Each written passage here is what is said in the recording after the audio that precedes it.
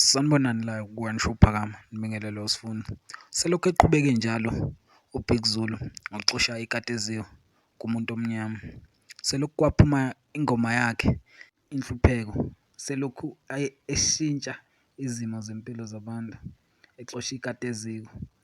Noma ingoma ingasho njalo, kodwa kusuke kuyisifiso sakhe lesi asesenza manje sokuxosha ikati eziko kumuntu omnyama. Ngokubuka kwakho umbukeli wethu, ngabe isenzo saBig Zulu siyakuthinta yini nawe? Uyafisa yini ukuthi nawe ngelinye ilanga kube uwena oxosha ikati eziko komunye umuntu omnyama? Sacela nje ushiye ikhomenti yakho ngaphansi, ungakhohlwa ukusubscribe-a noku-like-a. Ngiyabonga.